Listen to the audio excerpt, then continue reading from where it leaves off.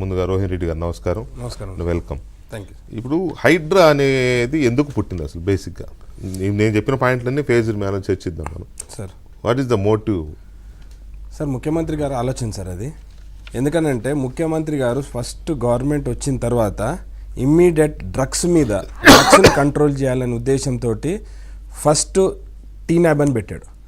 ఆ టీనాబ్లో ఏంటంటే యువత అంతా కూడా ఈ డ్రగ్స్కు బానిసలై బతుకుతున్నారు, ఈ పబ్ కల్చర్ పెరిగింది. దాని గురించి అప్పుడు టీనాబ్ ఎప్పుడైతే పెట్టి ఈ డ్రగ్స్ని కంట్రోల్ చేసే దాంట్లో భాగంగానే ఫస్ట్ యువతని డ్రగ్స్ బారి నుంచి కాపాడాలనే ఉద్దేశంతో ముఖ్యమంత్రి గారు టీనాబ్ అని పెట్టిండు, డ్రగ్స్ కంట్రోల్ చేసే దానికోసం పెట్టిండు, పబ్ల మీద కూడా ఉక్కుపాదం పెట్టిండు. ఈ డ్రగ్ పెడ్లర్స్ అందరినీ కూడా గట్టిగా కంట్రోల్ చేసేయడానికి శాండిల్య గారితో ఒక వ్యవస్థను ఏర్పాటు చేసి, సో అదేవిధంగా రానున్న తరాలకు మనం చెరువులు, కుంటలు ఇవన్నీ కూడా చూపించాలంటే మనము ఎవరన్నా ఒకరు దీనికి కంకణం కట్టుకోవాలి. నేను ఒక ముఖ్యమంత్రి స్థాయి, నాకు ప్రజలు ఇచ్చిన హోదా ఇది, నేను ప్రజల కోసం ఏదైనా చేయాలి. నేను ఒక్క రోజైనా సరే ఈ కుర్చీలో కూర్చుంటే కూడా చాలు, కానీ ప్రజల కోసం మనం ఏదో ఒకటి చేయాలనే ఉద్దేశంతో ముఖ్యమంత్రి గారు ఇవన్నీ తీసుకొని వస్తుంటే మీరు చూడండి, మూసీన్ ప్రక్షాళన కోసం ముఖ్యమంత్రి గారు దావోస్ పోయినరు. తర్వాత దావోస్ ట్రిప్లోనే భాగంగా ఏం చేసిండ్రు, లండన్కి వెళ్ళిండ్రు, లండన్కి వెళ్ళి దుబాయ్కి వచ్చిండ్రు, థీమ్స్ రివర్ చూసిండ్రు.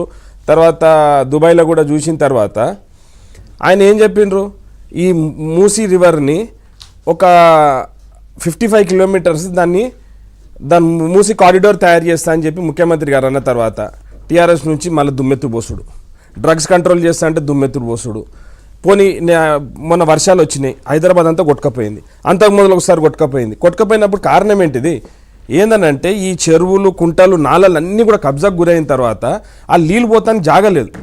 సో ముఖ్యమంత్రి గారు ఏం చేసిండనంటే ఒకసారి దీని మీద రివ్యూ పెట్టుకున్నప్పుడు 141 సెంటర్స్ని ఐడెంటిఫై చేసిండు. హైదరాబాద్లో ఎక్కడైతే వాటర్ లాగింగ్ ఏరియాస్ ఉంటాయో వర్షం పడ్డప్పుడు ప్రత్యక్షంగా ఆయననే బయలుదేరి మొత్తం హైదరాబాద్లో ఎక్కడెక్కడ వర్షాలు పడుతుంటే లాగింగ్ అవుతుందనే దాని మీద మున్సిపల్ అడ్మినిస్ట్రేషన్ వీళ్ళందరినీ కూడా తీసుకొని ముఖ్యమంత్రి గారు హైదరాబాద్ అంతా పర్యటించారు. ఆ రోజు టీవీలలో కూడా వచ్చింది, వర్షం పడుతుంది, ముఖ్యమంత్రి గారు ఖైరతాబాద్ చౌరస్తా పోయినరు. తర్వాత ఇంకొక మన గచ్చిబౌలి దగ్గర బొటానికల్ గార్డెన్ దగ్గర ఆ ఏరియాలంతా కూడా తిరిగి ముఖ్యమంత్రి గారు ఏం చేసిండంటే హైదరాబాద్లో 141 సెంటర్స్ని ఐడెంటిఫై చేసింది. మన కమాండ్ కంట్రోల్లో కూర్చొని కెమెరాస్లు అన్నింటిలో చూసుకుంటా ఎక్కడెక్కడైతే వాటర్ లాగింగ్ ఏరియాస్ ఉన్నాయో అక్కడ disaster management, police department, municipal administration అందరూ కూడా ఆ వాటర్ లాగింగ్ ఏరియాస్ దగ్గర ఉండి వాటర్ లాగ్ కాకుండా చూడమన్నారు. సో దీనికి కారణం ఏంటంటే ఈ వాటర్ లాగింగ్ ఏరియాస్ని మనం కంట్రోల్ చేయాలంటే ఏం చేయాలంటే ఈ వాటర్ ఎక్కడ పోతలేదు. ఇప్పుడు ఖైరతాబాద్లో ఉన్నదండి, ఆ వాటర్ పోయి ట్యాంక్ బండ్లో కలవాలనుకుంటే మాకు మక్తా అని ఒక ఏరియా ఉంది, అక్కడికి వచ్చేసి ఏమవుతుంది నీళ్ళన్నీ కానీ చాలా ఇబ్బంది అవుతుంది. ఇప్పుడు వాళ్ళందరినీ కూడా మనం ఇవాక్యుయేట్ చేసే పరిస్థితి లేదు. సో అట్లా అంటే ఇప్పుడు ఏం చేసిందనంటే ఇప్పుడు హైదరాబాద్కి ఫస్ట్ ఎక్కడొక దగ్గర we have to start of అని చెప్పేసి ముఖ్యమంత్రి గారు హైడ్రా అని ఒక దాన్ని తీసుకొని వచ్చి దానికి రంగనాథ్ గారిని కమిషనర్ చేసిన. ఆయన క్లియర్గా చెప్పిండు, నేను ఫోన్ చేసిన మీరు అనుకున్న విధానంగా ఏదైతే కరెక్ట్ ఉంటుందో దాని ప్రకారం మీరు వెళ్ళాలి. Hyderabad water works department survey తీసుకున్నారు, తర్వాత రెవెన్యూది తీసుకున్నారు, ఇరిగేషన్ వాళ్ళు అన్ని మ్యాప్స్ తీసుకొని మ్యాచ్ చేసిన తర్వాతనే ఈ హైడ్రా వాళ్ళు పోయి ఆ డెమాలిషన్ చేయడం జరుగుతుంది. ఆ డెమాలిషన్ చేసే దగ్గర ఏమున్నది సార్, ఇప్పుడు గండిపేట చెరువు ఉన్నది. గండిపేట చెరువు చుట్టూన ఒక 20 ఫామ్ హౌస్లో 30 ఫామ్ హౌస్లో ఉన్నాయి. వీళ్ళందరూ ఏం చేస్తున్నారు, దీనికి డ్రైనేజ్ సిస్టమ్ లేదు. ఆ డ్రైనేజ్ అంతా పోతున్నది ట్యాంక్ బండ్లో మన గండిపేటలో కలుస్తుంది.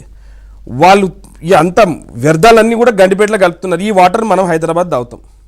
సో ఉస్మాన్ సాగర్, హిమాయత్ సాగర్ ఇవన్నీ కూడా వీటికి అంత ఫామ్ హౌస్లు కట్టుకొని వాళ్ళ విలాసవంత జీవితం కోసం, అది పోయిన గరీబోలకా లేకపోతే గవర్నమెంట్కా ఇంకొకరికా విల్లాసు, ఫామ్ హౌస్లు, దాని మీద రిసార్ట్స్, ఫంక్షన్ హాల్స్. కానీ ఇక్కడ పాయింట్ ఏమొస్తుందంటే రోహిణ్ రెడ్డి గారు, ఇవన్నీ వాళ్ళేమి చీకట్లో కట్టలే, వెలుతురులోనే కట్టారు గత ప్రభుత్వాల హయాంలో.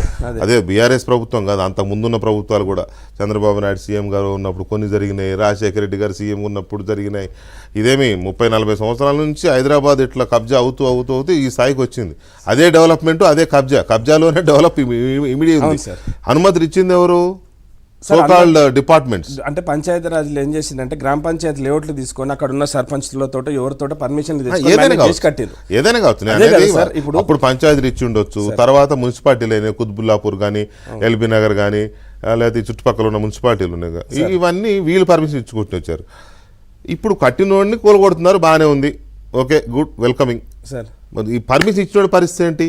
సార్ ఇప్పుడు మొన్న మీరు ఒక స్టేట్మెంట్ చూసిండ్రా, రంగనాథ్ గారు ఇచ్చిండ్రు, ఎవరైతే పర్మిషన్లు ఇచ్చిండ్రో ఆ రోజులలో వాళ్ళ మీద కూడా మేము చర్యలు తీసుకుంటామని చెప్పి ఆయన స్టేట్మెంట్ ఇవ్వడం జరిగింది. రెండోది సార్ నేను అనేది ఏంటంటే అదే కదా సార్ నేను చెప్పేది, ఎవరో ఒకరు కంకణం కట్టుకొని మొదలవ్వాలి. సో రేవంత్ అన్న ఏమన్నా నేను ఒక్క రోజైనా సరే కుర్చీ మీద ఉంటే చాలు, నేను చేయాల్సిన